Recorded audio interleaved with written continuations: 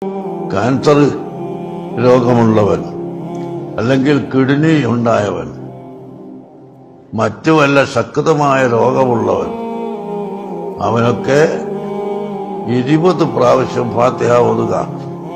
എത്രയാ പറഞ്ഞത്? കേൾവിക്കാർ കേൾക്കുന്നുണ്ടോ? എത്ര ഫാത്തിഹ?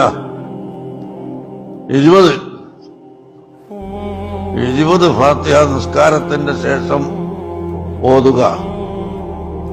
40 ദിവസം തുടർച്ചയായിട്ട്. 39 ആയാലും പറ്റൂല.